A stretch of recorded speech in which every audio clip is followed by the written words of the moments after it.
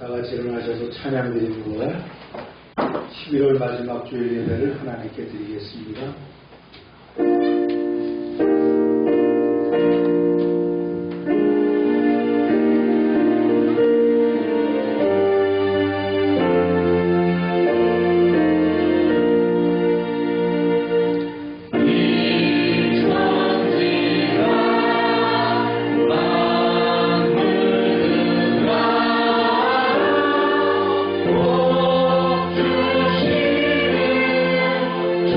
주시는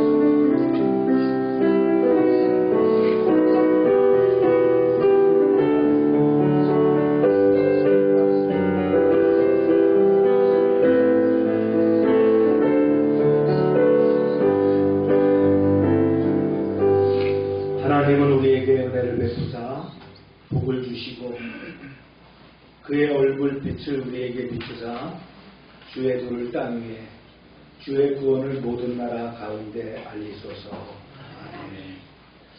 거룩하신 하나님 아버지, 11월 마지막 주일 선교주일로 우리를 부르시고 주님의 임재 앞에 서게 하심을 감사드립니다. 아멘. 올 한 달 그리고 한 해 걸음마다 주님께서 주신 보호와 인도를 다시 고백하며 나아옵니다. 주님, 이 예배 가운데 성령을 충만히 부어주시고 우리의 마음을 정결하게 하셔서 주님을 향한 찬양과 기도가 온전히 올려지게 하옵소서. 아멘.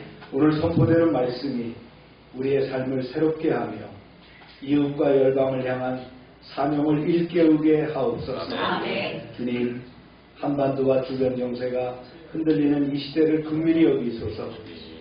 동북아의 군사적 긴장과 국제적 갈등 속에서도 주님께서 평화의 길을 여시고 이 나라 지도자들에게 분별과 절제의 지혜를 주옵소서. 아멘. 경제적 어려움 가운데 있는 가정들마다 하늘의 공급과 위로를 내려주시고 교회가 이 땅에 소망이 되게 하옵소서. 아멘.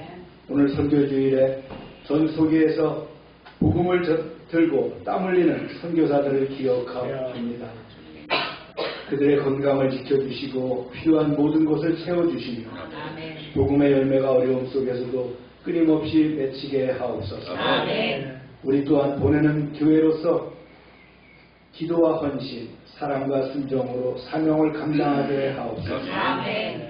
예배드리는 모든 성도에게 이 시간 안식과 회복을 허락하시며 여행 중인 이들, 질병 가운데 있는 이들, 걱정과 염려로 마음이 무거운 이들에게 성령의 위로와 평강을 부어 주옵소서. 아멘. 하나님, 오늘도 주의 종에게 말씀의 권세를 더하시고 우리의 찬양, 헌신, 결단이 주님께 향기로운 예배가 되게 하옵소서. 아멘. 새로운 한 달을 믿음의 발걸음으로 맞이하게 하옵소서. 아멘. 이 모든 말씀 예수 그리스도 이름으로 기원하옵나이다. 아멘.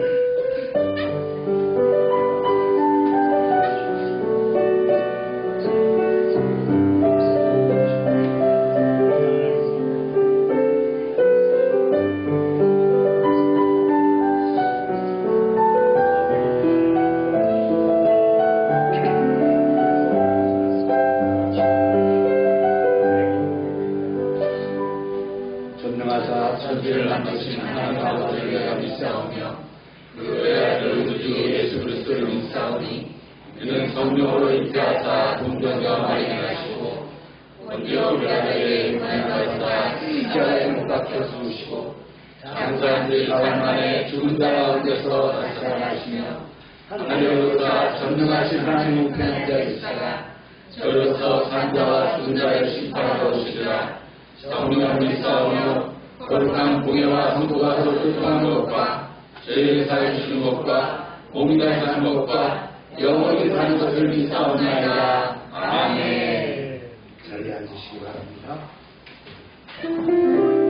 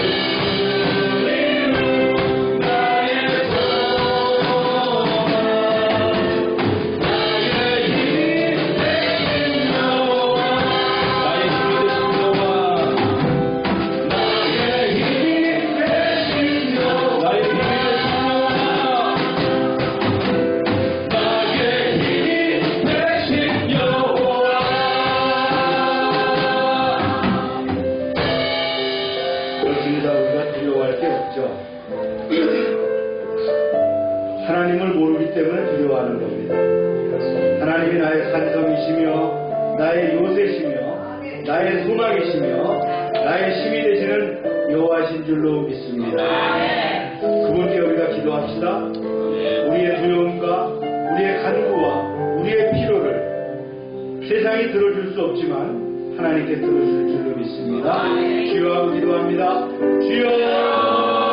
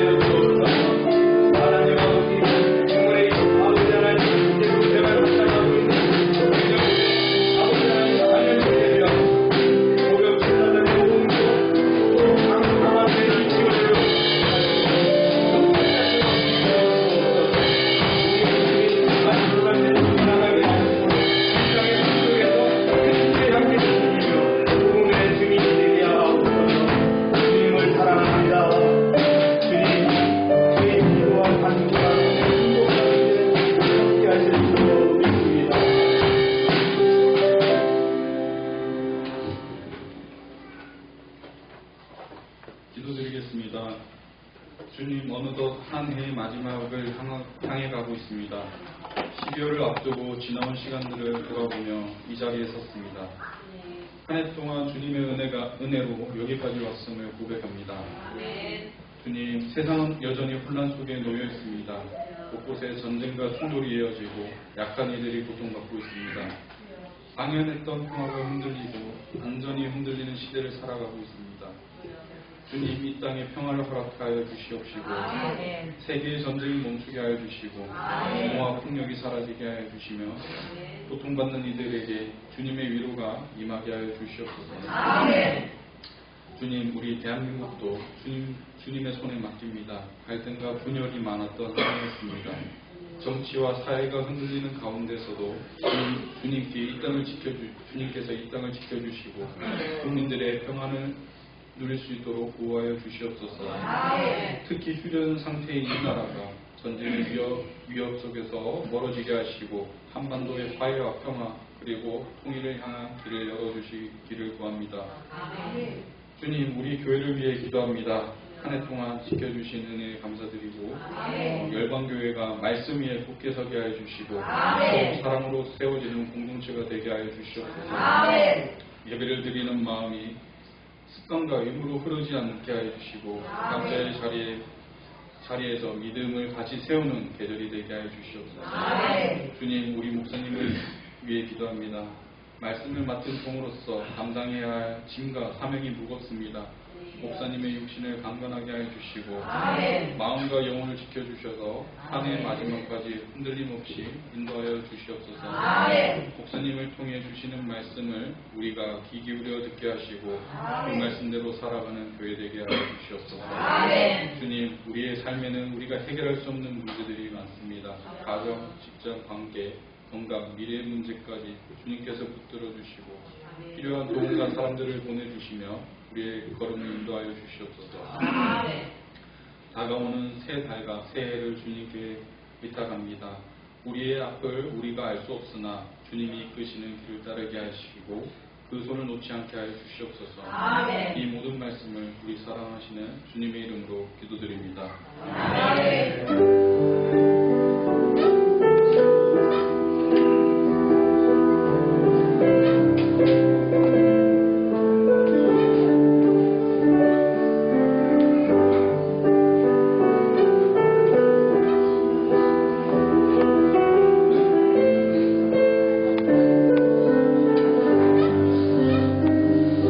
시간입니다. 다음 주일은 추수감사주일로 예배드리도록 하겠습니다. 우리가 매일 전도하고 큐티하는 것을 생활해 주시기 바라고요. 오늘 저는 잔치국수와 귤입니다. 충청지방의 총회가 내일 청주에서 있습니다. 오은교 형제가 휴가 나왔네요. 두 번째 휴가인데 이번에 또 12일? 14박 15일. 14박 15일? GOP 최전방에서 근무하니까 휴가가 많은 것 같아요. 어제 시훈이 전화 왔길래 한겨울 남았다 그러니까 부러워하더라고요. 이번에 그 동계훈련 갔다 왔다고 고생했다고 그러더라고요.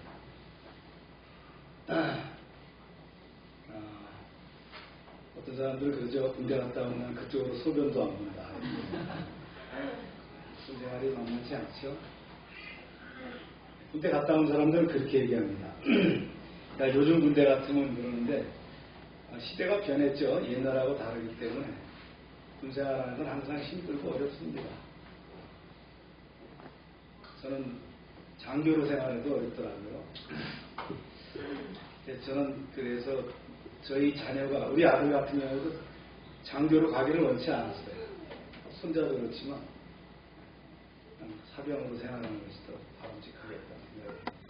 물론 직업군인이 된다 그러면 장교나 부사관을 택하겠지만 군생활 자체가 어렵지. 또 휴가 나온 거 우리 참 격려해 주시고요. 또 위해서 기도해 주시길 바랍니다.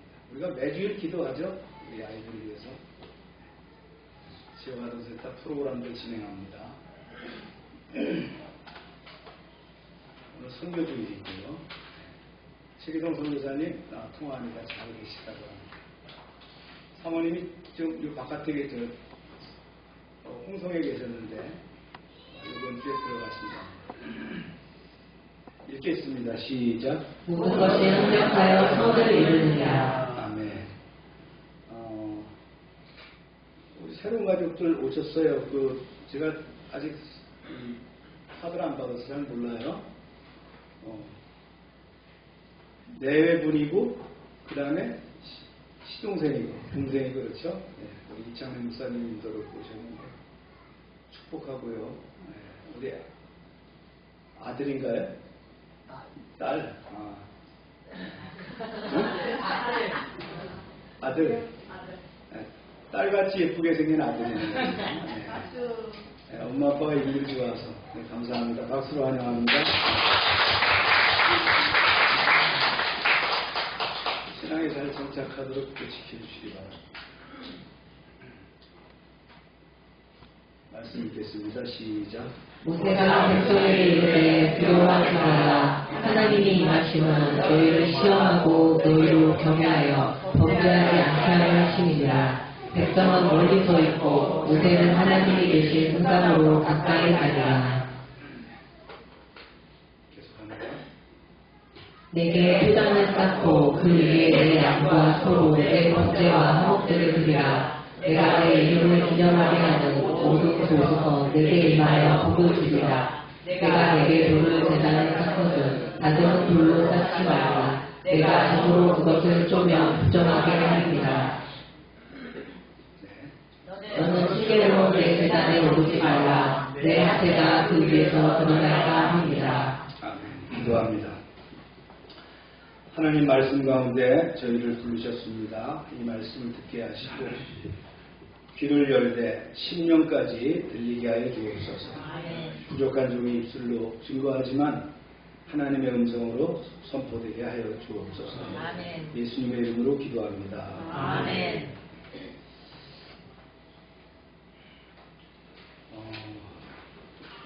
쓰기 집사서 서론 읽어보세요.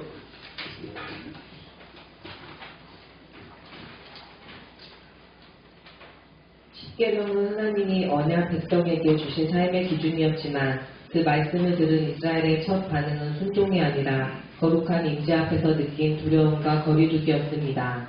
바로 그때 하나님은 계명을 더하시기보다 거룩하신 하나님 앞에 서는 자가 어떤 마음과 자세를 가져야 하는지를 먼저 가르치십니다. 그래서 출애굽기 20장 18절에서 26절은 십계명 뒤에 붙은 단순한 부가 규정이 아니라 하나님을 예배하는 백성이 지켜야 할 거룩의 경계와 참된 제단의 의미를 밝히는 말씀입니다. 이 본문은 우리가 하나님의 뜻을 아는 것에서 멈추지 않고 그 뜻 앞에 어떤 마음으로 서야 하는지를 다시 세우도록 이끌어줍니다. 십계명을 말씀하신 이후에 부가 규정을 말씀하신 것이 아니라 예배에 대한 굉장히 중요한 포인트를 말씀해 주셨어요. 우리가 성경을 읽다가 십계명까지는 잘 읽고 그 다음에는 그냥 틀어버릴 수 있는데 그 다음 말씀이 중요하다는 거. 오늘 말씀이 중요한 거예요. 그 말씀을 좀 증거하고자 합니다. 내용이 많기 때문에 제가 빨리 좀 지나갈 거고요. 출애굽기가 20장을 기점으로 해서 변화가 옵니다. 어떻게 변화가 오냐면 20장 전까지는 출애굽의 역사를 쭉 얘기했어요. 그 다음에는 계명을 얘기하고 그 다음에 이제 규례나 법도 이러한 것들, 성막을 어떻게 짓느냐 이러한 것들을 쭉 이야기합니다. 그래서 좀 패턴이 바뀐다라고 이렇게 이해하시면 될 것 같아요. 말씀 읽습니다. 시작. 뭇 백성이 우레와 번개와 나팔 소리와 산의 연기를 본지라 그들이 볼 때 떨며 멀리 서서. 시내산 밑에서 백성들이 강림하시는 그 시내산의 모습을 봤습니다. 구름이 빽빽하고 번개가 치고 천둥이 울리는 그런 가운데 나팔 소리가 울려 퍼질 때 그때 어떻게 합니까? 임재를 보고서 두려워 떨었다는 거예요. 백성들은 뒤로 물러나서 멀찌감치서 보고 있는데도 두려워 떨고 있었어요. 그러면서 모세에게 말하죠. 대신 하나님의 말씀을 전달해 줄 것을 간청합니다. 시작. 모세에게 이르되 당신이 우리에게 말씀하소서 우리가 들으리이다 하나 하나님이 우리에게 말씀하시지 말게 하소서 우리가 죽을까 하나이다. 그러자 모세가 백성들에게 말하죠. 시작. 모세가 백성에게 이르되 두려워하지 말라. 하나님이 임하심은 너희를 시험하고 너희로 경외하여 범죄하지 않게 하려 하시니라. 백성은 멀리 서 있고 모세는 하나님이 계신 흑암으로 가까이 가니라. 여러분 하나님을 두려워하지 마십시오.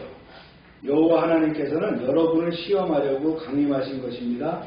하나님은 하나님 두려운 줄을 알게 하여서 죄를 짓지 않게 하시려고 시내산 꼭대기에 강림하신 것입니다. 이렇게 말씀하셨어요. 백성들이 그러죠. 그럴지라도 우리는 너무나 두렵습니다. 부디 우리를 대신해서 여호와의 말씀을 듣고 우리에게 대신 전해주시기 바랍니다. 그렇게 해서 이제 모세 혼자 여호와 하나님이 계시는 시내산 정상으로 올라가서 말씀을 듣게 됩니다. 그리고 이제 시내산 정상에서 십계명을 선포하신 뒤에 하나님은 모세에게 이어서 말씀하십니다. 시작. 여호와께서 모세에게 이르시되 너는 이스라엘 자손에게 이같이 이르라. 내가 하늘로부터 너희에게 말하는 것을 너희 스스로 보았으니 너희는 나를 믿어서 은으로나 금으로나 너희를 위하여 신상을 만들지 말고. 네, 이 말씀은 십계명 중에 몇 계명에 관련된 말씀이죠? 그렇죠. 우상을 섬기지 말라. 2계명에 속하는 말씀을 강조하는 거예요. 그러면서 이제 제단에 대해서 말씀하십니다. 내게 피난을 쌓고 그 위에 내 양과 소로 내 번제와 화목제를 드리라. 내가 내 이름을 기념하게 하는 모든 곳에서 내게 임하여 복을 주리라. 내가 내게 돌로 제단을 쌓거든 다드는 돌로 쌓지 말라. 내가 적으로 그것을 쪼면 부정하게 하리니라. 하나님은 이어서 모세에게 제사를 지내는 제단을 만들도록 가르쳐 주십니다. 그래서 이거 내용은 자세하게 이제 우리가 뒤에서 좀 나눠볼 거예요. 그리고 계속 말씀하시죠. 시작. 너는 실례로 내 제단에 오르지 말라. 내 하체가 그 위에서 드러날까 함이니라. 네, 높은 계단을 오를 때에 맨살이 보이지 않도록 하라. 수치가 보이지 않도록 하라 이런 말씀입니다. 이 말씀을 정리하면 그렇죠. 네. 백성의 두려움과 하나님과의 거리를 요청했어요. 그래서 모세에게 어떻게 합니까? 대신 듣고 전해달라. 하나님이 두려움을 주시는 목적을 말씀하셨어요. 하나님을 경외하게 하여서 죄로서 멀리하게 할 뿐만 아니라 이를 위해서 두려움을 허락하셨다는 거예요. 그죠? 죄로부터 멀리하기 위해서 하나님에게 두려움을 갖게 하셨다. 이 말씀을 하시는 거예요. 두려움은 심판의 공포가 아니라 죄를 억제하는 경건한 경외입니다. 또 자세한 내용은 또 설명해 드릴게요. 그다음에 이제 세 번째 말씀은 뭐라고 하시냐면 모세는 하나님께 가까이 가고 백성은 멀리섬으로써 이제 모세가 중보자 역할을 하게 되죠. 그리고 이제 우상을 금지하고 제단 기회를 제어하게 하는 그 말씀을 합니다. 여기서 특별히 어떻게 합니까? 토단을 쌓고 다듬지 않은 돌로 쌓아라 그런 얘기를 하죠. 우리가 이제 제단하면 그냥 훑기 넘어갈 수 있어요. 제단을 좀 한번 다시 짚어볼게요. 제단.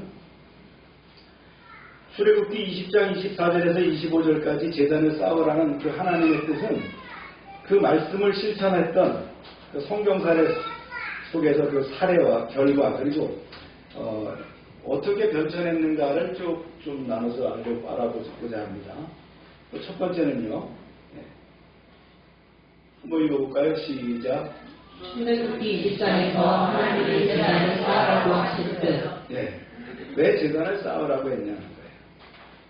뭘로 쌓으라고 했어요? 흙이나 돌로 쌓으라고 하셨죠. 근데 어떤 돌로? 다듬지 않은 돌로 자연성을 가지고 쌓으라고 합니다. 여기는 이제 몇 가지 중요한 뜻이 담겨 있어요. 그 첫 번째가 뭐냐면 예배는 인간의 기술이 아니라 하나님이 주신 은혜에 의해 세워져야 된다. 네. 참 이게 중요한 얘기예요. 흙으로 제단을 만들고 흙은 어디나 있잖아요. 다듬지 않은 돌로 만들고 손길이 최소한 들어가지 않은 그대로 만들어라 이런 얘기예요. 그러니까 예배가 말이죠. 인간의 작품이 아니라 하나님의 은혜에 대한 응답이라는 메시지죠. 그래서 기술을 부리고 장식을 하고 화려함이 그 예배의 핵심이 아니라는 것을 가르쳐주고 있는 거예요. 그리고 보면 우리가 이 시대를 살아가면서 예배를 자꾸 어떻게 하려고 합니까? 장식하려고 그러고 화려하게 하려고 그러고 그렇죠? 그게 아니라는 거예요. 두 번째, 하나님 앞에서 누구나 예배할 수 있도록 했다는 거예요. 흙이나 자연석은 가난한 자나 부유한 자나 모두 다 접근이 가능하죠. 그렇죠? 예배의 접근성, 하나님의 보편적 임재, 이걸 나타나는 거예요. 즉 장소, 조건, 재정 관계없이 예배의 본질이 중요하다. 예배의 본질이 결정되어야 한다. 그 얘기를 하시는 거예요. 세 번째는요. 이방 제단과 구별하라 그런 얘기입니다. 당시 이방인들의 그 제단은 어떻게 했어요? 굉장히 화려했습니다. 조각을 하고 기술을 부렸죠. 그런 것을 가미한 제단을 만들었어요. 웅장하게 만들고 그러죠. 하나님 뭐라고 했습니까? 대조적으로 이렇게 말씀하셨어요. 나와 다른 형상을 두지 말아라. 나와 함께 다른 형상을 두지 말라는 거예요. 이렇게 명령하셨어요. 즉 이스라엘의 예배는 우상 숭배와 절대적으로 구별돼야 된다 그런 얘기예요. 우리가 역사적으로 봐도요. 어떤 문명들 한번 보세요. 마야 문명. 거기 가면 굉장히 큰 그 제단들을 만들어 놓고 있습니다. 캄보디아에 가면 앙코르와트 다 그런 제단이에요. 얼마나 뭐 대단해요. 나라가 아주 국보처럼 여기는 그런 제단을 만드는데 하나님 그런 거 원치 않는다는 거예요. 애굽에 가면 이집트에 가면 뭐가 있어요? 피라미드나 스핑크스. 또 이번에 그 석 교수님 어디 터키 트르키에 갔을 때도 그거 보셨나요? 제단? 큰 제단 이런 거 만들어 놓은 거 있는데 뭐 우리가 가까이 불교 문화도 봐도 그렇죠. 뭔가 웅장하게 불국사 같은 데 가도 그렇잖아요. 석가탑, 다보탑 이래 뭔가 있어 보이게 만드는 거 그런 거 아니라는 거예요. 그 다음에 네 번째 말씀합니다. 제단은 하나님을 만나는 장소이지 결과를 얻기 위한 장치가 아니다. 이방 종교의 제단은 신을 조종하거나 환심을 사기 위한 장치입니다. 그래서 그 신에게 뭔가 화려하게 보이고 뭔가 잘 보이기 위해서 제단을 크게 만들고 제물도 많이 드리고 이렇게 하는 거예요. 그러나 하나님은 제단을 은혜를 베풀기 위한 뭐라고요? 만남의 자리라는 거예요. 그래서 회막이라는 말 자체가 뭐예요? 그렇죠. 미팅 포인트라는 거예요. 만나는 장소라는 거예요. 제단은 하나님과의 만나는 장소가 됩니다. 그래서 내 이름을 기념하는 모든 곳에 내게 임하여 복을 주리라고 약속하겠어요. 그게 바로 예배 자리잖아요. 제단의 목적은 하나님이 임재하시고 복 주시는 곳입니다. 할렐루야. 우리가 어디에 있어요? 우리가 제단입니다. 지금. 우리가 바로 제물이 되어 있는 거예요. 아멘입니까? 그리고 그 두 번째 이제 볼 건요. 성경 속에서 이런 사례를 한번 보자는 거예요. 출애굽기 20장 24절부터 25절의 원칙은 성경 곳곳에 실제로 적용되어 왔어요. 대부분의 경우 이런 제단을 쌓을 경우에 어떤 것이 나타나느냐. 하나님의 임재를 보게 되거나 하나님의 언약이 갱신되거나 복을 선언받거나 승리의 약속을 받게 되는 거예요. 아브라함이 그랬죠? 아브라함이 창세기 12장 7절 13장 18절 보면 하나님이 말씀하실 때마다 아브라함은 즉시 제단을 쌓고 여호와 하나님의 이름을 불렀습니다. 불렀다는 건 뭐예요? 찬송하고 기도했다는 거예요. 그래서 약속의 땅을 확증받고요. 자손의 약속을 받습니다. 하나님과 친밀한 교제가 형성됩니다. 후손 이삭도 마찬가지입니다. 하나님이 그 두려움을 없애시고 축복을 확증하시죠. 창세기 26장에 보면 이삭은 하나님이 나타나셔서 뭐라고 합니까? 두려워 말라 이렇게 하면서 제단을 쌓게 되는 거예요. 왜 그랬어요? 그때 블레셋 왕 아비멜렉에게 어떻게 스트레스를 받고 있었잖아요. 그때 이제 제단을 쌓게 되고 평안과 번영을 약속받게 됩니다. 그리고 우물 문제가 분쟁이 해결되게 돼요. 우리 야곱도 압니다. 하나님과의 언약 계신과 인격의 변화. 35장 1절에 보면 베델에서 제단을 쌓습니다. 물론 뭐 처음 쌓는 건 아니에요. 베델에다 제단을 쌓은 이유가 있죠. 왜 그랬어요? 외동딸 하나가 디나가 있었는데 휘이족 속에 추장 세겜에게 강간을 당하죠. 그래서 어떻게 해요? 그 오빠들 시므온과 레이가 말이죠. 그들에게 제시를 했잖아요. 너희가 할례를 받으면 우리 여동생 줄게. 그렇게 된 거예요. 그래 할례를 받고 그때는 무슨 뭐 약이 없으니까 끙끙 앓고 있을 거 아니에요. 그때 들어가서 남자들을 다 멸절을 시키죠. 그리고 난 다음에 야곱이 두려웠어요. 왜냐면 자기 식구들은 얼마 안 되는데 그들이 만약에 주변에 있는 부족들이 자기들을 공격하면 안 되니까 두려워서 베델레 올라가고 뭘 쌓아요? 제단을 쌓고 하나님께 기도하게 됩니다. 그때 어떻게 합니까? 가정의 우상들을 다 버리고 성결 운동을 하는 거예요. 하나님의 보호를 확증받게 됩니다. 우리가 이제 최근에 배웠던 모세가 출애굽 이후에 승리와 언약의 표징으로 제단을 쌓는 걸 봤습니다. 아말렉과의 전투에서 승리하고 나서 제단을 쌓을 때 뭐라고 했습니까? 여호와 니시라고 했죠. 그렇죠? 하나님의 깃발이라는 뜻이죠. 그 다음 출애굽기 24장에 보면 시내산 언약을 체결할 때 시내산 밑에서 제단을 쌓았다라는 걸 제가 사진으로 보여드렸어요. 여호수아가 순종 회복과 승리의 약속을 받습니다. 언제? 아이성을 함락시키고 난 다음에 에발산에서 다듬지 않은 돌로 제단을 쌓게 됩니다. 여기서 율법이 회복되고 또 언약을 재확인하게 됩니다. 이 에발산 이야기 처음 듣는 사람 있습니까? 네. 최근에 우리 큐티에서 나온 얘기입니다. 네. 큐티 성실하게 해주시고요. 네. 그다음에 기도는 어떻게 합니까? 네. 우상을 정리한 후에 하나님의 사명을 받습니다. 즉 바알 제단을 무너뜨리고 새 제단을 쌓았어요. 그게 뭐예요? 바로 여호와 샬롬이라는 제단이에요. 그 결과 이스라엘의 구원의 사명을 부여받게 되죠. 다윗도 제단을 쌓았죠. 네. 사마 24장 25절에 보면 아리우나 타작마당에서 제단을 쌓게 됩니다. 그래서 인구조사위에 하나님의 진노가 있었는데 그것이 멈추게 되는 사건. 이렇게 역사적으로 보면 쭉 제단을 쌓아왔다는 거예요. 그래서 하나님의 임재를 확인했고 또 약속이 갱신됐고 하나님의 승리의 복, 이 땅에 기름진 복, 하늘의 신령한 복을 주시는 그런 역사가 뭐로부터 나타났다고요? 제단을 쌓을 때. 우리가 제단을 쌓는다는 것은 우리말로 표현하면 뭘 한다는 거예요? 예배를 드린다는 거예요. 아멘입니까? 이 제단이 시대적으로 변천이 이렇게 왔어요. 족장시대, 아브라함 시대, 이삭 시대, 야곱 시대는 개인 중심으로 제단을 쌓았어요. 혹은 가족 중심으로 쌓았어요. 이동식이에요. 흙으로 쌓는 단순 제사. 이런 제단을 만들었다는 거예요. 그래서 그때는 장소가 아니라 어떻게 했다고요? 말씀을 들은 자리에서 즉시 제단을 쌓는 그런 상황이었다. 그 다음에 모세 시대에는 뭐가 만들어져요? 회막이 만들어지죠. 회막. 이제 번제단이 공식화되는 그런 자리가 됐어요. 여기서 이제 동물 희생에 속죄를 하게 되죠. 하나님의 지시에 따라서 제단을 만들게 됩니다.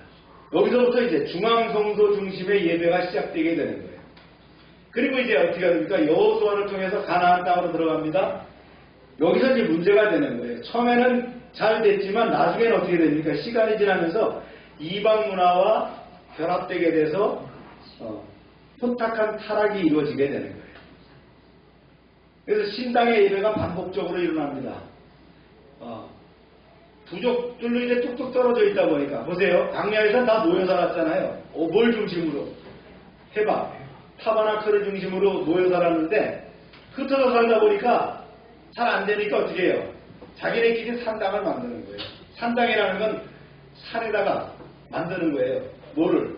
우리로 말하면 선앙덩터 같은 거 이런 것들을 만들어서 제사를 지내게 됐다는 거예요. 성경은 이걸 악으로 규정을 했어요. 보면 시스기야나 요시야 시대에 보면 산당을 제거하는 이야기가 나오죠.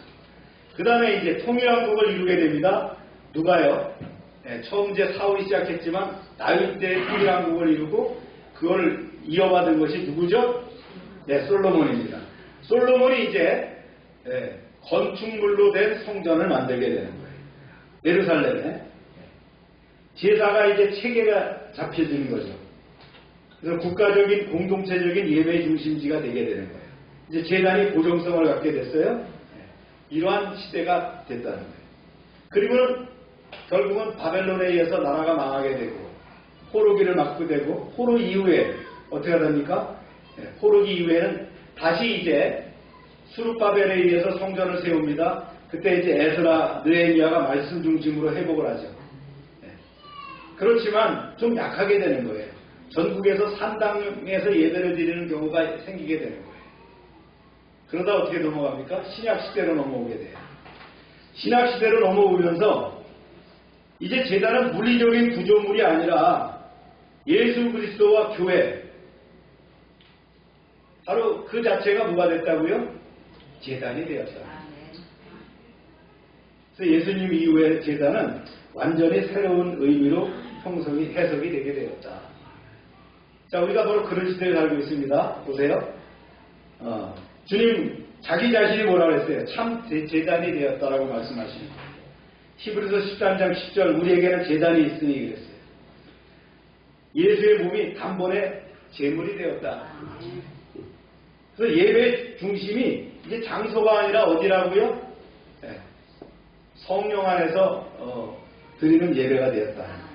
영과 진리로 드리는 예배가 되었다. 할렐루야. 주님 말씀하셨어요.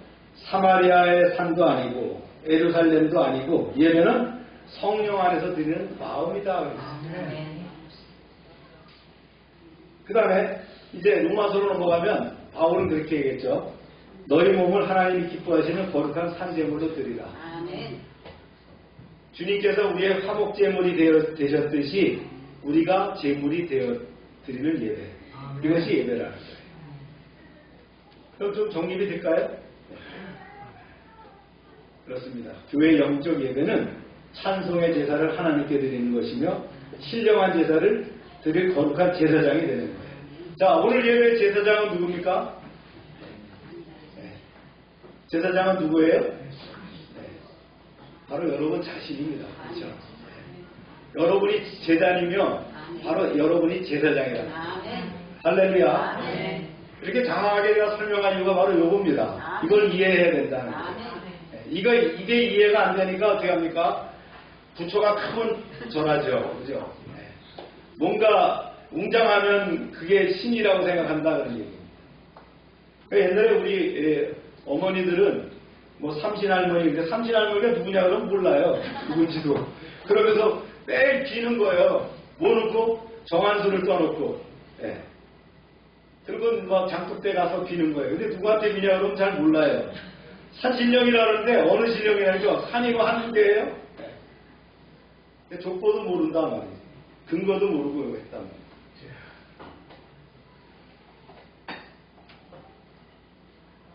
그것을 분명히 하는 것이 중요하다. 자, 요약은 뭐 다 한 얘기입니다. 다 이런 얘기고요. 그 다음에 이렇게 이제 진행이 됐고요. 견천을 한번 볼까요? 족장시대는 이동식 단순제사, 토단이나 돌루다 이렇게 제단을 쌓았고요. 그 다음에 모세시대는 성막, 그 다음에 가나안시대는 산당 타락했어요. 성전시대에 이제 중앙성소 제단을 만들게 되었다. 근데 전쟁으로 이게 다 돌 위에 돌도 하나 남지 않고 다 부서졌죠. 그리고 나중에 이제 포로 이후를 거쳐서 신약시대에 들어가면서 그리스도가 제단이 되었다. 교회가 제단이 되었고 성도가 산 제물이 되었다. 할렐루야. 이걸 확실히 개념을 잡으시길 바랍니다. 그 다음에 이제 보면 출애굽기 20장 26절에 하체를 드러내지 말라 그랬어요. 이 하체라는 말은 은밀한 부분을 얘기하는 거예요. 그래서 하나님 앞에서의 부정, 수치, 방종을 의미하는 그 상징적인 표현이 하체입니다. 왜 이 명령을 주셨을까요? 자, 이런 문제가 있어요. 이방 제사에는 성적 요소가 결합되어 있었다. 고대 근동의 제사의 방법은 무희나 남창, 여창들이 벗은 몸으로 제사를 했어요. 그 다음에 그 성전 제사를 하러 가면 그런 남창, 여창과 그런 성행위를 하는 것이 제사라고 생각했단 말이에요. 얼마나 웃기는 시츄에이션이에요. 특히 가나안, 애굽 모두 다 이 성적 노출과 종교의식을 연결합니다. 고대 그 영화를 그 묘사한 것들로 보면 신전에 가보면 여자들이 막 벌거벗고 춤을 추고 막 그러잖아요. 그것이 이 예배라고 생각을 했다 그런 얘기예요. 그래서 하나님 그거 아니라는 거예요. 이방의 그 음란한 제사의 관행으로부터 완전히 분리시키기 위해서 하체가 드러나지 않는 제사를 명령하셨다는 거예요. 아멘입니까? 특히 제사장은, 그 당시 제사장은 하나님 앞에 거룩함을 나타내야 된다. 그래서 그 신체 노출 자체보다 하나님의 임재 앞에서 경건하지 못하면 안 되겠다. 그래서 이제 이런 명령을 주셨고요. 세 번째는요, 제단을 높여 쌓는 것을 원치 않으셨어요. 왜냐하면 제단이 높으면 계단이 있어야 되고 올라가다 보면 보이게 되잖아요.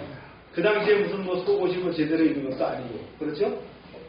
그래서 제단을 높이 쌓지 말라는 거예요. 그래서 음란이나 부정의 흔적조차 없도록 하라고 하는 그런 말씀을 위해서 이런 명령을 주셨다. 역사 속에서도 보면 이 명령이 어떻게 적용되었나 하는 거예요. 모세 시대에는 제단에 계단을 두지 않았어요. 그냥 자연석을 차곡차곡 쌓은 낮은 제단을 뒀어요. 흙 언덕을 두되 이런 경사로를 뒀단 말이죠. 그 다음에 레위기에 보면 제사장에게 이제 속바지를 입힙니다. 허리에서부터 넓적다리까지를 덮으라고 했어요. 속옷과 겉옷을 반드시 갖춰 입어야 된다는 거예요. 그 다음에 사사기 또 초기 왕정 시대에 보면 이제 산당 예배가 드리다 보니까 이것이 막 흐트러지게 됩니다. 지 마음대로 그렇죠? 정해진 규례가 아니니까, 하나님이 주신 식양이 아니니까 자기 마음대로 그런 단을 쌓다 보니까 높이 쌓는 것이 좋은 줄 알고 쌓는다. 근데 성적 제의가 있었고 음란한 문화가 거기서 나오게 되고 하체 노출의 문제 등이 재현되었다. 그 다음에 솔로몬 시대에 보면 제사장의 전용 복장이 나오게 됩니다. 우리가 이제 앞으로 배우게 될 거예요. 그 다음에 신약 시대에는 이것이 뭘로 발전되냐면요, 성결한 몸과 마음의 원리로 확장이 되게 된다. 신약은 더 이상 동물제사나 성전제단이 필요 없잖아요. 이제는 어떻게 합니까? 예배드리는 우리가, 그죠? 우리가 거룩해져야 된다. 아멘입니까? 그래서 출애굽기 20절 26절의 하체 노출 금지 규정은 복장 문제가 아니라는 거예요. 단순한. 그래서 예배가 이방의 음란성과 섞이지 않도록 하나님 앞에서 절대적인 거룩함을 지키라는 성결 규례입니다. 자, 오늘 말씀을 적용과 이제 통찰로 마무리합니다. 오늘 말씀은 하나님을 섬기는 자세, 어떻게 지킬 것인가. 십계명 이후에 드러난 인간의 마음이 있었죠. 두려움이라는 게 있었다. 두려움. 십계명은 하나님께 직접 말씀해 주신 언약의 핵심입니다. 그런데 백성들은 시내산에서 밑에서 기다리면서 두려워 떨었어요. 그래서 뭐라고 얘기합니까? 모세요, 당신이 우리를 대신해서 좀 들어주세요. 대언자가 돼주세요. 이런 말을 했다. 오늘 말씀의 이제 요지는 뭐냐면, 너는 하나님 앞에 어떤 마음으로 서 있느냐라는 거예요. 첫 번째가 경외함입니다. 경외함은 두려움을 넘어서 하나님께 나아가는 거라는 거예요. 경외라는 그 뜻 자체가 그렇다는 거예요.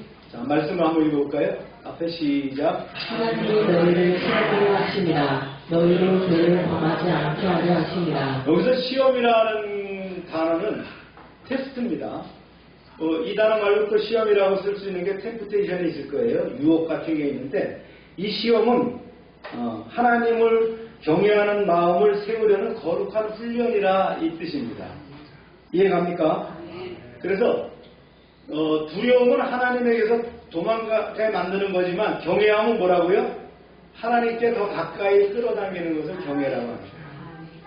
우리가 이제 성경에 보면 이 영어 성경을 통해서 보면 fear라는 두려움으로 딱 표현되어 있는데 여기서 경외라는 그 두려움은 뭐라고요?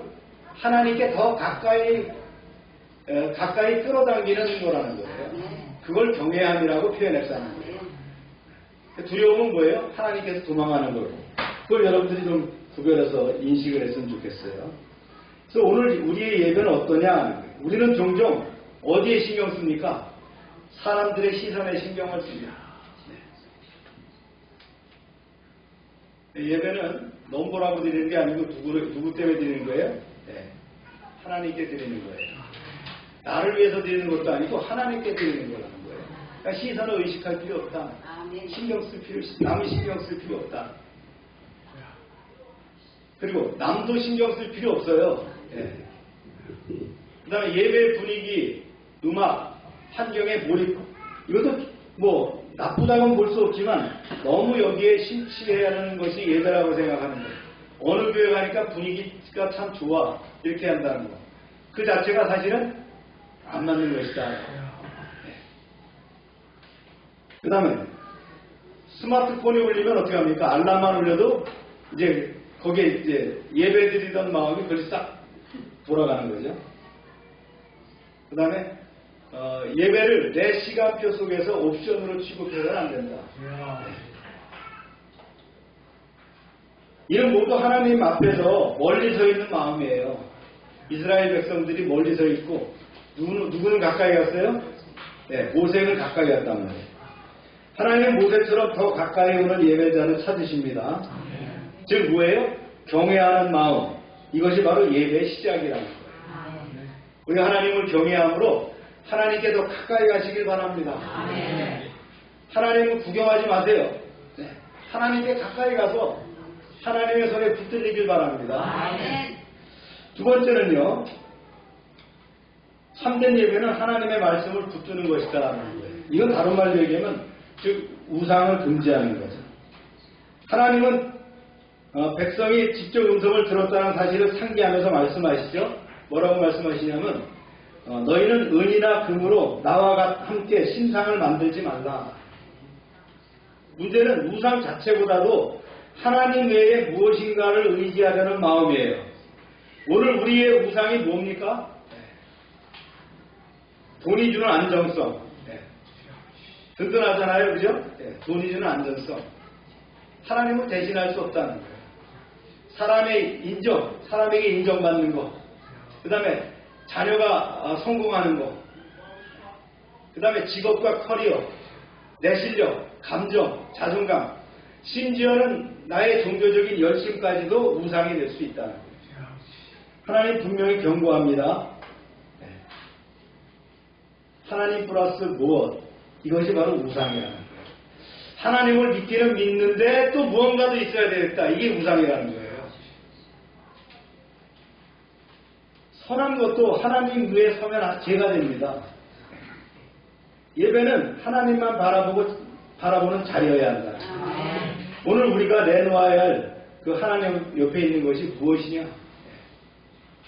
우리가 내려놓아야 될 그 하나님 옆에 있는 것, 그것을 찾으시길 바랍니다.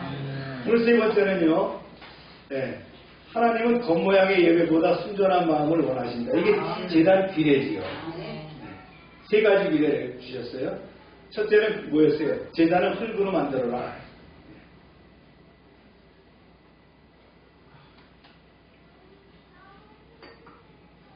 흙으로 누구나 다 만들 수 있잖아요. 그래서 하나님께 나아가는 길은 특권이 아니라 은혜다라는 거예요. 오늘 우리 예배도 마찬가지입니다. 화려한 건물, 그렇죠? 세련된 음악, 또 완벽한 시스템. 이보다 중요한 것이 뭐냐? 하나님을 향한 흙 같은 마음, 겸손한 것, 그 다음에 진솔한 것, 솔직함. 이것이 바로 우리의 예배가 되어야 된다. 아멘. 할렐루야. 아멘. 두 번째 말씀하셨죠. 돌제단을 만들 때는 다듬지 말아라. 왜 다듬으면 좋은데? 다보탑 얼마나 잘 다듬어 갖고 마치 돌을 떡반죽하듯이 만들었잖아요. 좀 그렇게 하면 되는데 왜 다듬지 말라고 하셨냐? 정으로 쪼아 만든 돌로 쌓지 말라 그랬어요. 왜입니까? 인간의 기술이 예배의 본질을 흐리지 않도록 하기 위함이다. 오늘 우리 교회가 빠지기 쉬운 함정이 바로 그런 겁니다. 사람에게 보이려는 예배. 그래서 그 교회 예배가 대단해 말이지. 그게 중심이 아니라는 거예요. 거기에 드려지는 한 사람 한 사람이 제사장이 되어서 산 제물이 되어서 드리는 예배를 하나님이 받으신다는 거예요. 또 감동을 연출하는 예배. 뭔가 이렇게 감동이 있으려고 하는 그 연출 자체가 뭐예요? 쇼잖아요. 그죠? 네, 소비자 중심의 예배가 돼서는 안 된다. 누구 중심이에요? 하나님 중심이에요. 그죠? 그 다음에 활동, 이게 액티비티예요. 활동과 프로그램을 화려한 데 중심에 비해서 뭐가 있어요? 비워버린 예배가 돼서는 안 된다. 안고 없는 찐빵이 돼서는 안 된다. 그래서 이 예배는 인간의 솜씨가 아니라 하나님의 은혜에 대한 감사에서 나오는 것이다. 그래서 예배를 구경하려고 하면 안 되겠죠. 뭔가 보이는 것, 화려한 것, 뭔가 보이는 것들이 좋다고 하면 그건 이상이 있다는 거예요. 나는 어떤 마음으로 드리느냐. 뭐라 했어요? Living sacrifice. 나는 산 제물이라는 거예요.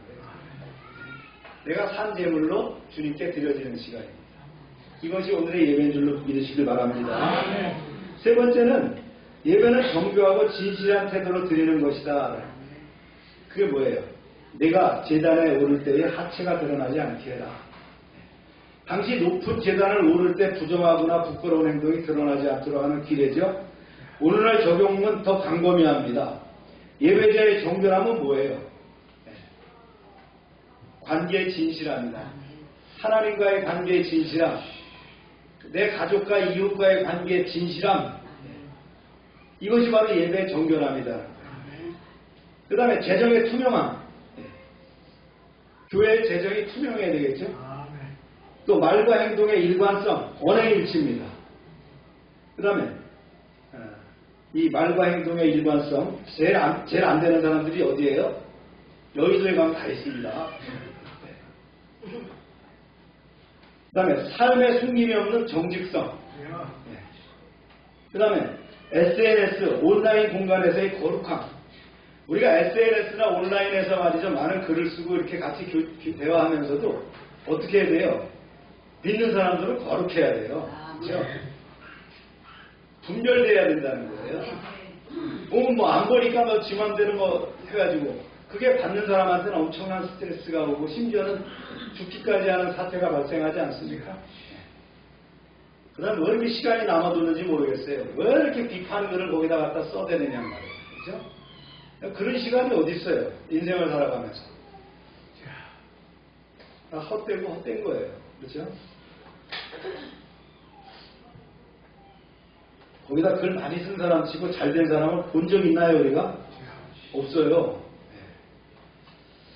그 다음에 목회자와 리더의 청렴성. 이것이 바로 예배자의 정결함이다. 할렐루야.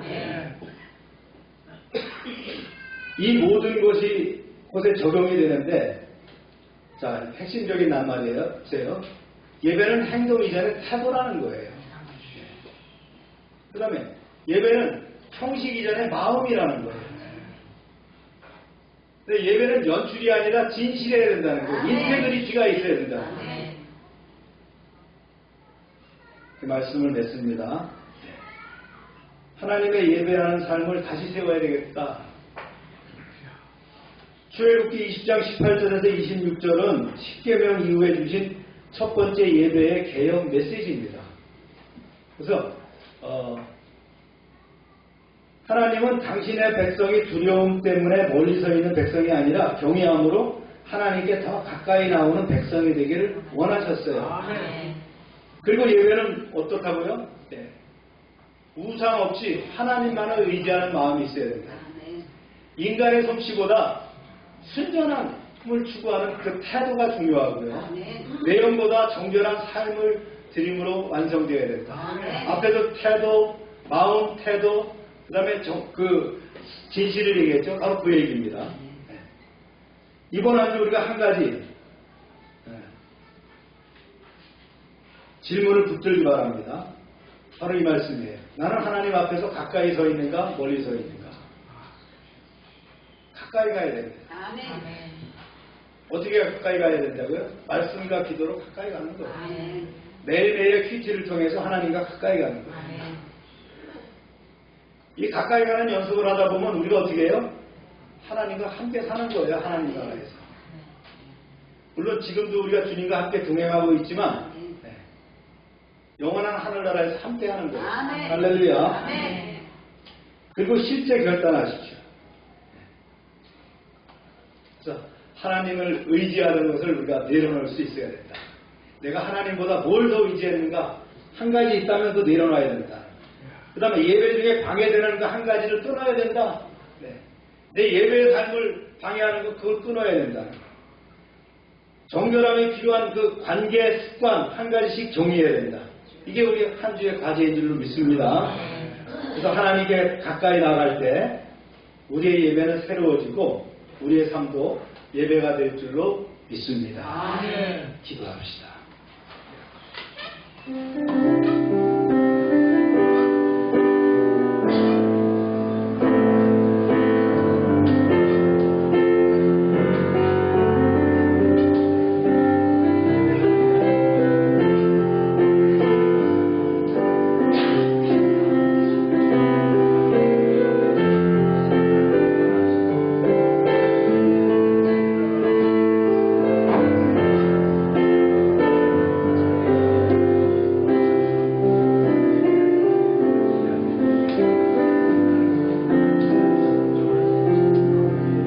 거룩하신 하나님 아버지, 오늘 말씀을 통해 하나님의 임재 앞에서 어떤 마음으로 서야 하는지 깨닫게 하심을 감사합니다. 우리의 두려움을 경외로 바꾸시고 하나님 앞에 더 가까이 나아가게 하옵소서. 다른 어떤 것도 하나님을 대신하거나 하나님 곁에 두지 않게 하시며 우리의 마음과 시선을 하나님께만 고정하게 하옵소서. 우리의 예배가 사람의 눈을 의식하지 하는 예배가 되지 않게 하시고 화려함이 아닌 순전함, 기술이 아닌 진실함, 겉모습이 아닌 중심으로 드리는 예배가 되게 하옵소서. 우리의 마음을 깨끗하게 하시고 주님 앞에 정직하게 살아가게 하시며 삶 전체가 제단이 되어 하나님께 드려지게 하옵소서. 예배를 회복하게 하시고 우리의 영혼이 다시 하나님께 향하게 하옵소서.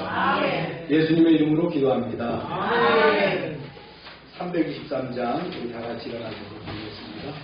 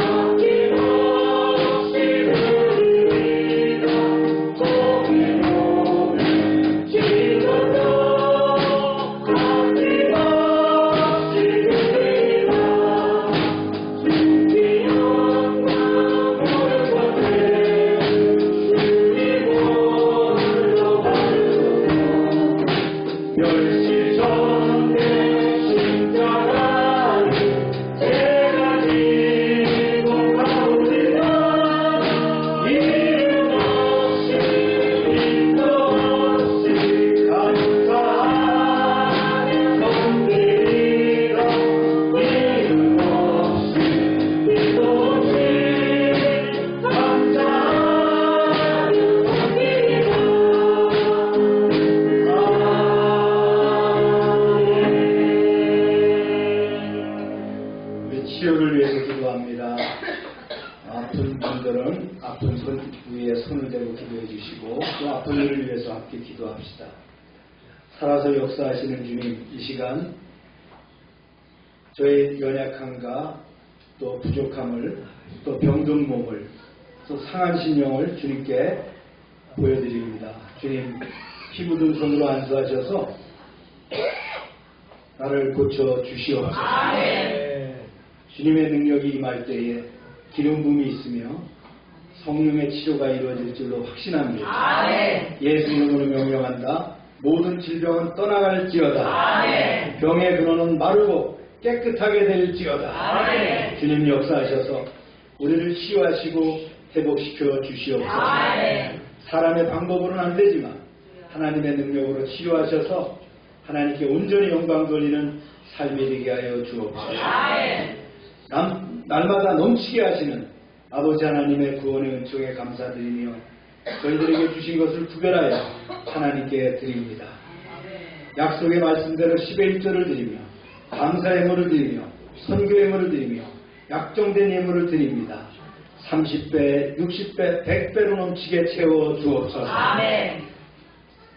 저들의 삶과 가정과 사업장에 주님의 눈동자 같은 보호가 함께 임하게 하시고 과실이 기한 전에 떨어지지 않게 하시고 황충을 금하여 주옵소서.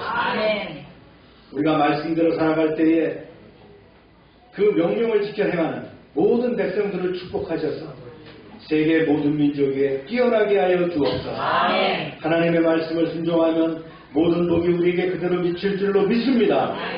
성읍에서도 복을 받게 하시고 들에서도 복을 받게 하시고 몸의 소생과 토지의 소산과 짐승의 새끼와 우양의 새끼가 복을 받으며 강주리와 떡반죽 그릇이 복을 받으며 들어와도 복을 받고 나가도 복을 받게 하시며 대적이 일어나 우리를 치료할지라도 여호와께서 그들을 패하게 하시고 한 길로 치료했지만 7길로 도망가게 하여 주옵소서.